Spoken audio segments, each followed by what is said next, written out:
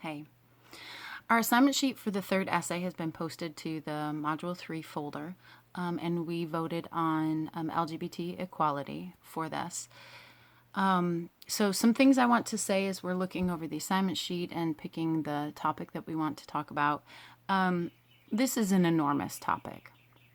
So we're going to need to do a lot of preliminary work to just narrow down our topic to a manageable size. So if LGBTQ equality is a city, the topic is a whole city.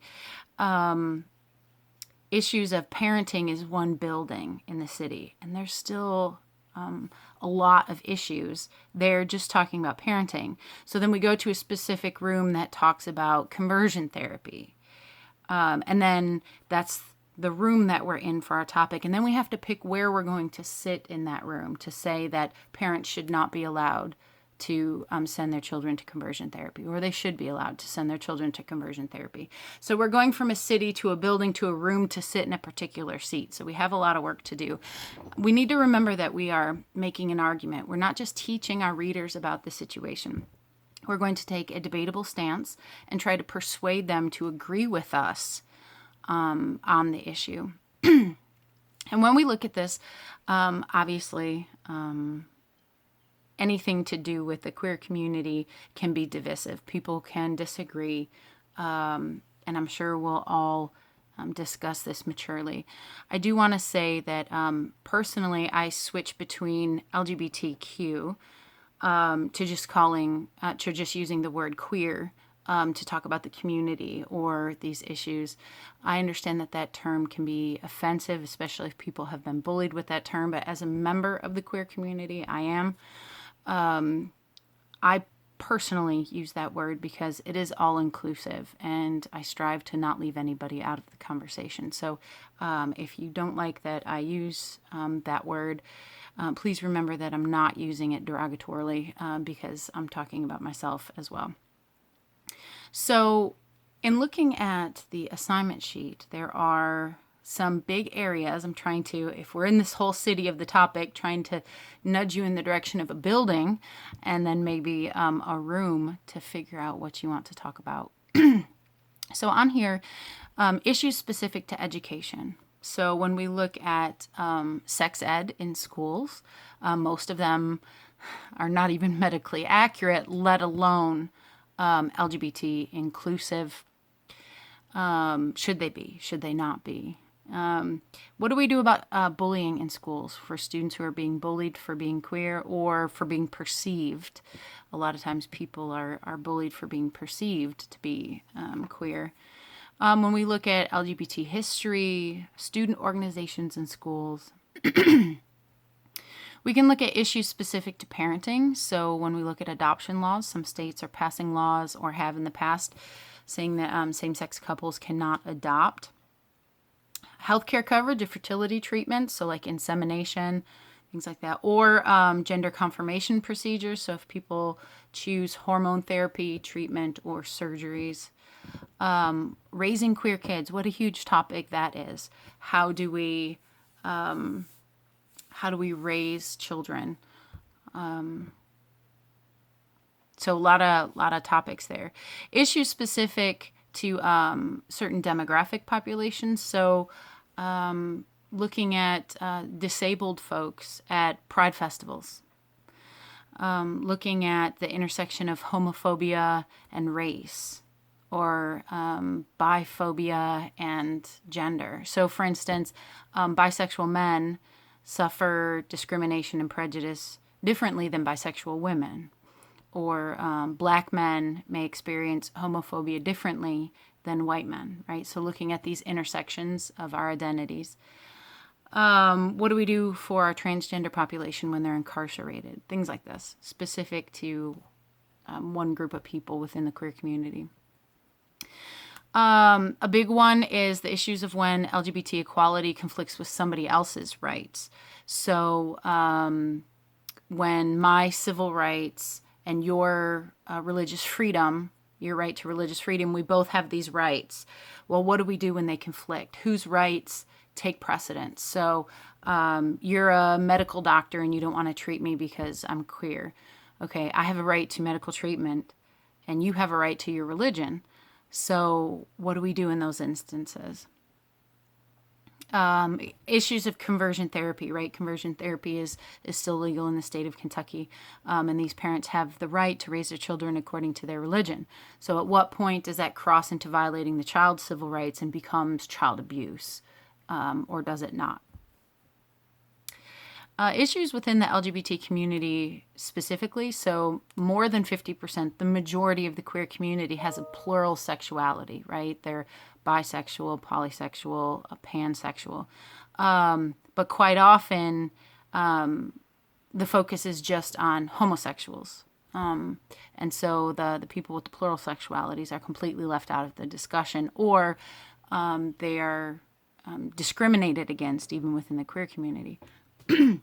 What about lack of representation for asexuals? Or should people who are intersex, where do they fit within the queer community, since that's a biological designation? Misogyny within the transgender community, right? Things like that. We can look at issues of hate crime protection, fairness ordinances, these legal protections. So the federal government doesn't have explicit protection for us for orientation or gender identity. Some states do, Kentucky does not, but some local ordinances do. So you might not be protected across the entire state of Kentucky, but you're protected in VICO, or you're protected in this county or that county or this city. What should we do about those things? Looking at issues of queer history, if you want to go in and make an argument about Stonewall or Harvey Milk or Matthew Shepard or Boston marriages, or taking a historical perspective about like reclaiming the word queer, just like other communities sometimes choose to reclaim those derogatory terms and empower themselves with them.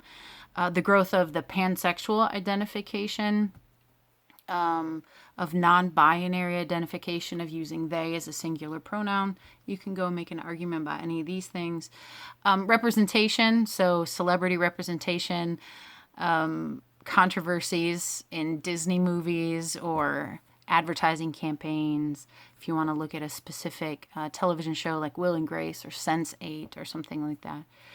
And of course, there's a zillion other topics. These are just trying to nudge you in the direction of what might be interesting to you to write about.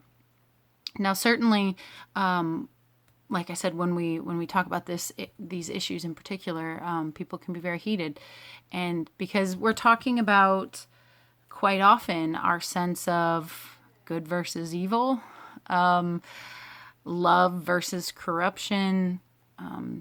And it is absolutely acceptable to argue just about anything if we're arguing it rationally and logically, we're using fact, and we don't resort to logical fallacies. Well, it's right because it's right, or it's wrong because it's wrong, or I don't think people should do it because I don't like it. We need to make sure that we are supporting this with evidence and logic and fact, because if we just go on a 5-page rant with nothing but our own emotion, that's not an effective academic argument. So that's one of the challenges we have. Once you pick your topic and figure out what you want to argue about it, so okay, what exactly do I want to argue about, the debate on, bisexual versus pansexual identification, right? Is bisexuality inherently supporting the gender binary or inherently transphobic or whatever? You want to argue something specific about that. You have to consider the format. So on the next page of the assignment sheet, it talks about how to organize this. So you can just take a position and say conversion therapy should be illegal or conversion therapy should be allowed. You can compare and contrast and say, okay, this is the fairness ordinance that this city has and the one that this city has, and which one is right or wrong or better. You can do searching for causes and make an argument about why a certain trend is happening. So why are more young people identifying as being LGBT than ever in history? Or why are more people choosing pansexuality over bisexuality or whatever? So you can argue about why something is happening. You can search for causes. So what do we do about this, right? So you're going to discuss something you think is a problem, and then how do we solve it? So that's our proposing solution. So you can pick any of these types of formats, but it has to be a deliberate choice. We need to make sure that our thesis is debatable. We have to say, this is wrong, this is right, we should do this, this was misunderstood historically. Whatever it is that you want to argue. It can't just be informative to say conversion therapy is very controversial. That's just stating fact. You need to take a debatable stance and argue something that people can disagree with. For support, we're going to use, 3 to 5 outside sources. And we need to make sure that one is found using the library database. We're going to do MLA citation and all that. So there's a lot to do while we're working on this. So as you're developing your topic or at any stage of this, and also, like I said, in my introduction video, I'm also faculty sponsor for Southeast's LGBT student organization, SOGIA, if that's something that you're interested in, or if you need help in any way. KCTCS has a great anti-discrimination policy. If you need any help in any regards for that, I'm a safe place to reach out to. I'm looking forward to these essays, and let me know what questions you have.